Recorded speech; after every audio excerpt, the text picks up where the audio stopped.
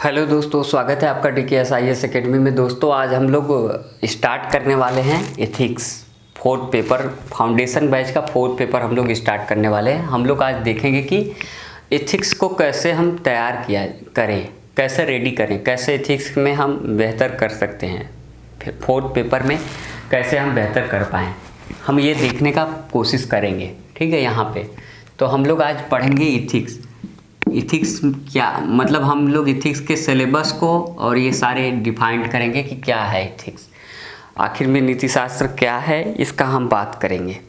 ठीक है, एक एक करके हम लोग बात कर लेंगे, मतलब हम लोग एक एक कड़ी को जोड़ते हुए अपने इस लेक्चर को आगे बढ़ाएंगे। आप लोग धैर्य और विश्वास बनाए रखिएगा, आप लोगों को कुछ अच्छा ही मिलेगा।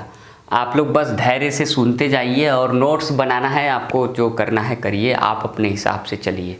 ठीक है, और जो है बस ये समझ लीजिए कि इथिक्स में आपको अच्छा नंबर अगर ले आना है तो आपको 1 महीने की तैयारी में, 1 से 2 महीने की तैयारी में आप बेहतर नंबर जीएस के अन्य अदर पेपरों से भी आप अच्छा मार्क्स ला सकते हैं। ये आपको ध्यान रखना है। तो ये हम लोग बात करेंगे इथिक्स की। हम लोग एक स्ट्रेटजी के तहत चलेंगे, मतलब हमारी एक स्ट्रेटजी होगी, उस स्ट्रेटजी पर ही हम लोग काम करने वाले हैं आने वाले महीनों भर या 2 महीनों भर। ठीक है, महीने 1.5 महीने तक तो हम लोग एक स्ट्रेटजी चलेंगे। और इस स्ट्रेटजी ये हमारी ये होगी यूपीएससी की क्या स्ट्रेटजी है, यूपीएससी की उसी स्ट्रेटजी से हम लोग जो है इथिक्स के पेपर से पार पा लेंगे। तो हमें ध्यान रखना है कि हमें क्या करना पड़ेगा। सबसे पहले देखिए, सबसे पहले पहला काम ये करिए इथिक्स पढ़ने से पहले ही कि अगर आपको जैसे लेखन शैली में प्रॉब्लम है तो आप उसको सुधार कर लीजिए। जैसे फॉर एग्जांपल आप लिखने के लिए, आप लेखन शैली के लिए पहले क्या कर सकते हैं, आप जो है पेपर का अध्ययन करिए, जो संपादकीय पेपर में आता है उन संपादकीय का अध्ययन करिए। ठीक है, और उसमें कुछ इथिकल पॉइंट ऑफ व्यू से अगर कोई मुद्दे आते हैं, पर्यावरणीय इथिक्स के बारे में, बिजनेस के बारे में कोई नैतिक मुद्दा दिया गया है या कोई ऐसा मुद्दा, और तो यहाँ से आप तैयारी अपनी शुरुआत कर सकते हैं। और आप लिखने का कोशिश करिए। जैसे मान लीजिए आप अपनी डायरी पहले मेंटेन करिए। एक नए स्टूडेंट के लिए मैं बता रहा हूँ, अगर आप पूरी तरीके से प्योर अभी नए हैं, अभी आपने कोई नॉलेज नहीं है, कोई जानकारी नहीं है, तो आप पहले क्या करिए, आप डायरी लिखना स्टार्ट कर दीजिए। डायरी किस तरीके की डायरी अपने बारे में नहीं, जैसे मान लीजिए कि दुनिया के जो तमाम मुद्दे हैं, अरे भाई आपको थोड़ी बहुत जानकारी तो चाहे भौतिक चाहे आध्यात्मिक होगी ना, बस उसी की बात कर रहा हूँ। जैसे मान लीजिए आप इथिक्स पढ़ने जा रहे हैं, तो इथिक्स में जो निष्पक्षता क्या होता है,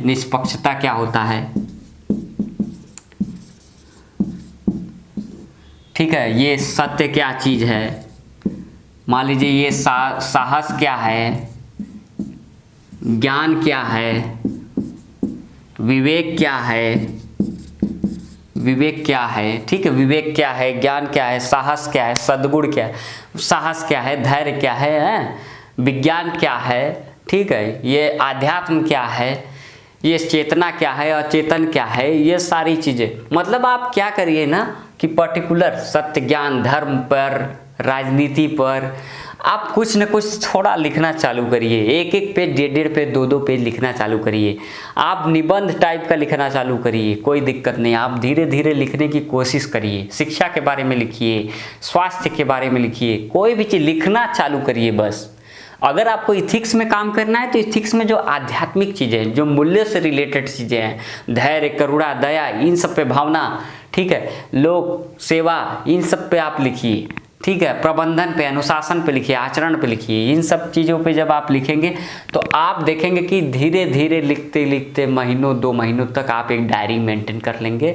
और आप देखेंगे कि आप धड़ल्ले से किसी भी मुद्दे को आपको अगर दे दिया जाए तो आपके माइंड से ऑटोमेटिक मैकेनिज्म, आपका अप्रोच ऐसा काम करेगा कि आप ऑटोमेटिक उसको धड़ल्ले से लिखते जाएंगे। कोई दिक्कत नहीं होगी, आपको कोई परेशानी नहीं होगी, आप बहुत ही मस्त तरीके से इसको लिखेंगे। ध्यान रखिएगा। और आप इस डायरी को अगर मेंटेन करते हैं तो आपको मेंस के आंसर राइटिंग में हर पेपर में आपको मदद मिलने वाला है। ज़रूरी नहीं है कि बस केवल यही करते रहिए। आपको मान लीजिए कि जो सामाजिक मुद्दे हैं, जो सांस्कृतिक मुद्दे हैं, जो भौतिक शास्त्र के जो मुद्दे हैं, ठीक है, तमाम मुद्दे, साइंस के, टेक्नोलॉजी के मुद्दे हैं, अर्थव्यवस्था के जो मुद्दे हैं, सभी मुद्दों पर आपको लिखना है। उसके इथिकल पॉइंट ऑफ व्यू पे भी बात करना है। किसान बिल आया, किसान बिल का इथिकल पॉइंट ऑफ व्यू क्या होगा, इस पर आप लिखिए। कुछ भी लिखिए, गलत ही लिखिए, पहले गलत ही चालू करिए। जब आप गलत चालू करेंगे तभी आप अच्छा करेंगे।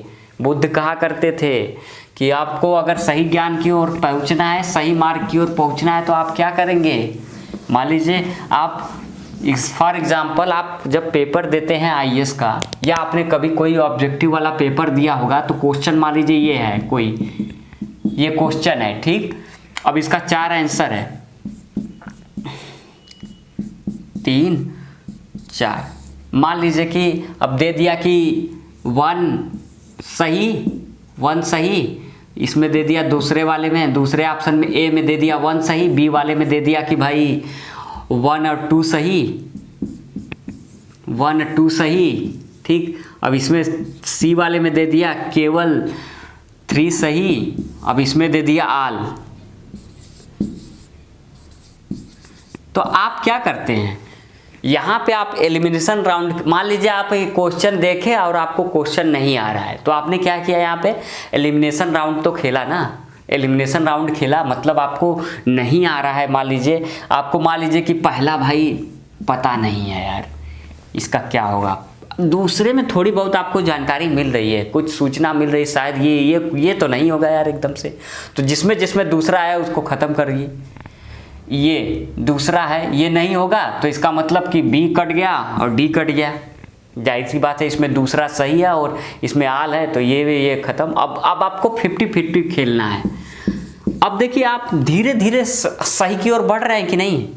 बुद्ध यही कहा करते थे, बस खाली अगर उनसे बुद्ध से पूछा जाए कि सत्य ज्ञान क्या है, तो वो कहा करते थे कि बस कोई बात नहीं, गलत ज्ञान को काट दो, जो गलत ज्ञान है, जो सही नहीं है, उस ज्ञान को काट दो, सही ज्ञान की ओर तुम पहुंच जाओगे। तो वैसे ही सिस्टम आप अपनाइए। अगर आपको नहीं लिखने आता है, नहीं कुछ आता है, एकदम आप कुछ भी नहीं जानते हैं, ABCD भी नहीं जानते हैं यूपीएससी का या लेखन का, तो आपको कोई दिक्कत नहीं है, आपको एकेडमिक लेवल वाला ही जानकारी है, कोई बात नहीं है। आप लिखना कोशिश करिए, लिखने की कोशिश करिए।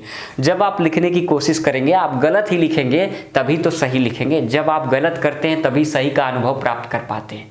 कोई व्यक्ति हमेशा ज़िंदगी भर सही अगर करता रहे तो उसको अनुभव ही नहीं होगा, सच्चा अनुभव क्या होता है वो नहीं होगा। कहा जाता है कि साइंटिस्ट जब बहुत बार असफल होता है तो वो एक अच्छा साइंटिस्ट निकल कर आता है। जैसे for example Thomas Alva Edison को आप देख सकते हैं, ठीक है, उन्होंने बहुत सारे प्रयोगों के बाद इतने महान वैज्ञानिक के रूप में उभर कर वो आए, तो आप वहाँ से भी सीख सकते हैं। तो आपको ध्यान देना चाहिए कि आप गलत ही लिखिए, कोई दिक्कत नहीं। आप ऐसा नहीं कि पहले बार में ही तुर्रम खान बन जाएंगे एकदम, बस भैया एकदम सही है, कोई दिक्कत ही नहीं है, बस आज तो एकदम तोड़ फोड़ मचा देंगे। तो ऐसा नहीं करना है आपको क्या करना है, आपको गलत ही लिखना है। मतलब जानबूझ के गलत नहीं लिखना। अब ये मत कहिएगा कि गलत आता हुआ भी लिख, मतलब कि कोशिश करना है। अगर गलत हो जाएगा कोई प्रॉब्लम नहीं है, कोई तनाव नहीं है। घर पे चाहे जितनी गलतियां करिए, आप एग्ज़ाम में सही कर जाएंगे, ये आप ध्यान में रख लीजिए।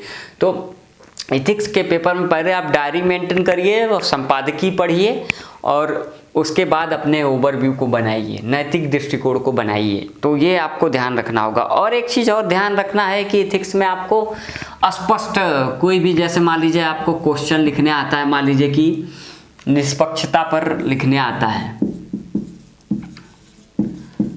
तो आपके जो निष्पक्षता पर कोई जानकारी मान लीजिए आता है लिखने के लिए, आत्मसम्मान के लिए निष्पक्षता कितना जरूरी है, ऐसा कुछ क्वेश्चन पूछ देता है। तो आपको पहली बात जो मुद्दे हैं, तमाम जो मुद्दे हैं, जो घटनाएं हैं, जो विचार हैं, उस पर आपके स्पष्ट विचार होने चाहिए, तर्कपूर्ण स्पष्ट तर्कपूर्ण विचार होने चाहिए, तर्कपूर्ण प्लस स्पष्ट विचार होने चाहिए। आप स्पष्टता ज़्यादा लेकर चलें।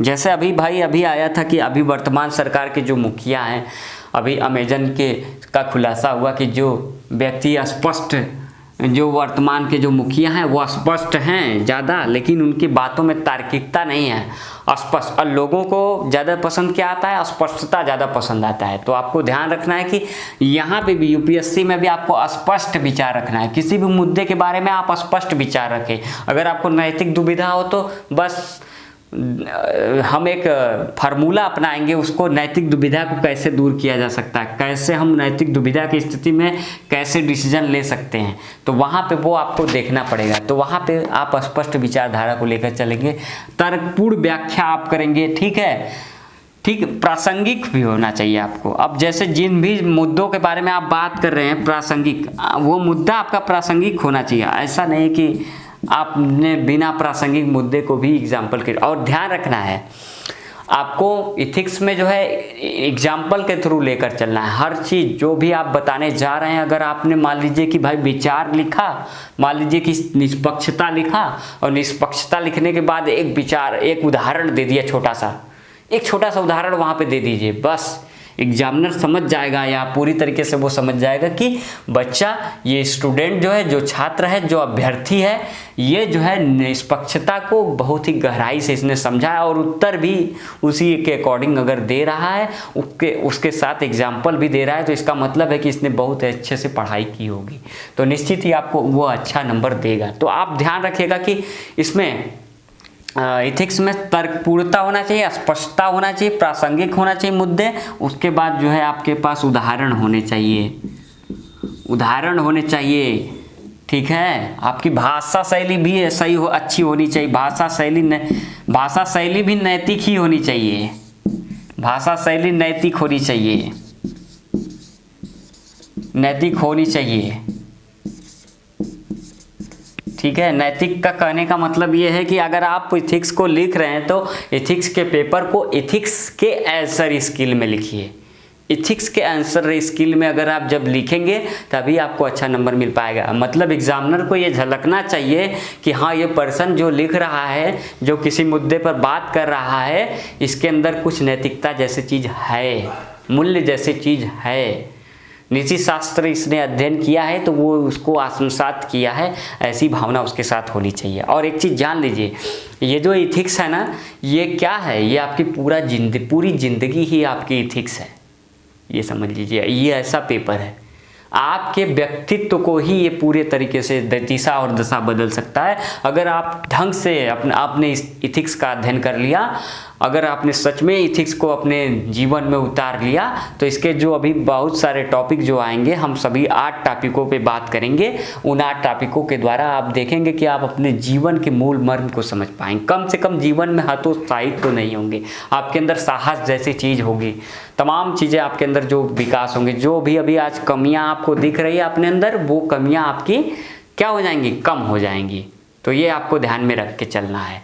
तो ये इथिक्स का पेपर आपको ऐसा है, कम से कम इतना है कि आपने अगर इसको पढ़ाई ढंग से किया तो आपकी लाइफ चेंज हो जाएगी, आपकी ज़िंदगी को ये बदल कर रख देगा। तो आप इस पर फोकस करके चले। इथिक्स के पेपर में ज़्यादा दिक्कत की बात नहीं है, आप कम टाइम में बेहतर कर सकते हैं। बस आप सोचने की स्किल आप ज़बरदस्त बनाए रखिए, और उदाहरण आप सोचते रहिए। जो भी आपको पढ़ाया जाएगा उस पर उदाहरण आप सोचिए। अगर ऐसा आप करते हैं तो निश्चित मैं गारंटी के साथ कर रहा हूँ कि अन्य पेपर जितने भी आप पढ़ रहे होंगे उससे ज़्यादा नंबर यहाँ पे आप लाकर आईएएस क्वालिफाई कर जाएंगे, पीसीएस क्वालिफाई कर जाएंगे। ये ध्यान रखिएगा। तो आपको हमेशा ये ध्यान में लेकर चलना पड़ेगा कि इथिक्स के पेपर को हम कैसे रीड करें। रीड करने का मतलब है बहुत ज़्यादा हौच पौच नहीं अपनाना है, पतली सी किताब पढ़नी है, पतला सा नोट्स पढ़ना है, थोड़ा सा लेक्चर सुनना है, सब करना है, लेकिन अपने बुद्धि का इस्तेमाल करना है, अपने तर्क शक्ति का इस्तेमाल करता है। अपने जवाबों के लिए आप स्पष्ट रहें, हाँ, प्रासंगिक मुद्दों की बात करें, उदाहरण आपका सही हो, स्पष्ट हो, भाषा शैली भी आपकी इथिकल वे में हो। ऐसा नहीं कि मतलब इथिक्स का पेपर लिख रहे हैं इतिहास की तरह, ऐसा नहीं होना चाहिए आपके अंदर।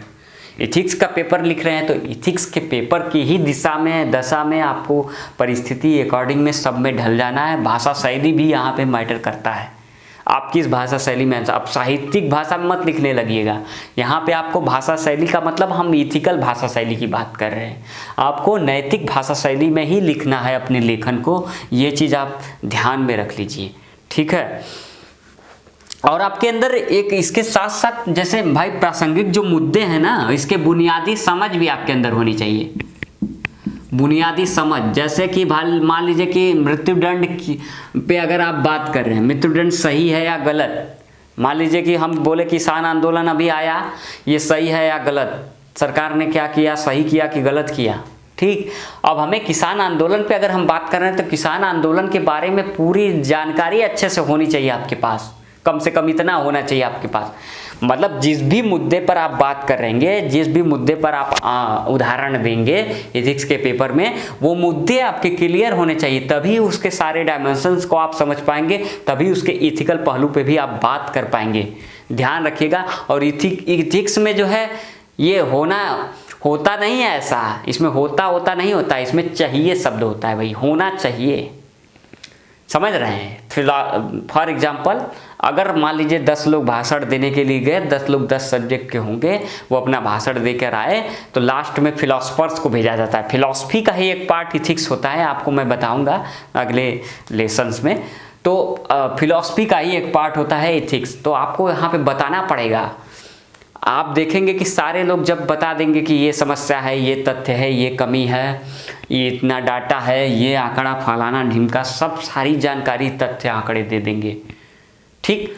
तब लास्ट में जाता है इथिकल बंदा या फिलॉसफी का स्टूडेंट या फिलॉसफी का प्रोफेसर या फिलॉसफी का विद्वान जाता है। वो कहता है ठीक है भैया, आपने जो किया हमसे उससे कोई मतलब नहीं है, आप जो कर रहे हैं तथ्य है, डाटा है, सब करिए, एनालिसिस करिए, चाहे जो करिए, उससे कोई मतलब नहीं है, आप करिए, आप अपने कार्य संस्कृति को बरकरार रखिए, आप अपने कर्तव्य को करते रहिए निष्पक्ष रूप में, कोई दिक्कत नहीं मुझे। लेकिन हमें क्या चाहिए, समाज में जो दिक्कत है, जो समस्याएं हैं, जिस पर आप लोग बात करने आए हैं, गरीबों का भला होना चाहिए तो होना चाहिए। ये चाहिए शब्द को लेकर आता है। ये कहता है भाई ठीक है, आपने सारा डाटा बता दिया, सब बता दिया, लेकिन हमको क्या करना है, हमको समाज में गरीबी मुक्त करना चाहिए, हमें महिलाओं को सुरक्षा देना चाहिए, महिलाओं को सुरक्षा महसूस करवाना चाहिए, ठीक है। महिलाओं के जो है, महिलाओं को लेकर जो धारणाएं बनी है उसके बारे में बदलाव हमें चाहिए, ठीक है। हमें जो है वृद्धों को जो है पालन पोषण करना चाहिए, वृद्धों पर ध्यान देना चाहिए, हमें जो है मानव कल्याण की ओर ध्यान देना चाहिए। ये सारे चीज़ों पर कौन हमें याद दिलाता है कि हमें ऐसा करना चाहिए, बेटा ऐसा करो, बेटा ऐसा तुम्हें करना चाहिए, बेटा आप अपने देश के लिए ऐसा करना चाहिए आपको। ये कौन दिलाता है, ये है हमारा इथिक्स। ये इथिक्स ही है जो हमें ये याद दिलाता है कि हमें क्या करना चाहिए। अब देखिए एक और बात है कि हम लोग इथिक्स के पेपर में ऐसा नहीं कि केवल इथिक्स है इसमें पढ़ रहे हैं, ये बहुत सारे सब्जेक्टों का कॉम्बिनेशन है।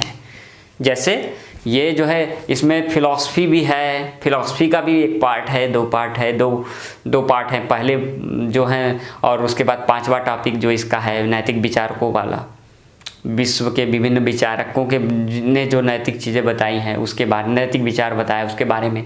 तो यहाँ पे क्या है कि ये भी मुद्दा है, ठीक है, ध्यान रखना आपको। और उसके साथ साथ इसमें साइकोलॉजिकल मुद्दा भी है, जैसे इमोशनल इंटेलिजेंस क्या होता है, तमाम चीज़ें इस पर हम, अभिवृत्ति, अभिक्षमता, ये सारी चीज़ें जो उस पर हम बात करेंगे, ये सारे मुद्दे भी इसमें हैं शामिल। इसके बाद क्या है, इसके बाद आपका जो है केस स्टडीज है, सब इन्हीं सिद्धांतों के आधार पर हम उसको पढ़ेंगे, देखेंगे। और समाजशास्त्र के भी कुछ विषय इसमें शामिल हैं, जैसे हम जब अभिवृत्ति की बात करते हैं तो इस समाज से भी रिलेटेड हो जाता है और साइकोलॉजी से भी रिलेटेड हो जाता है।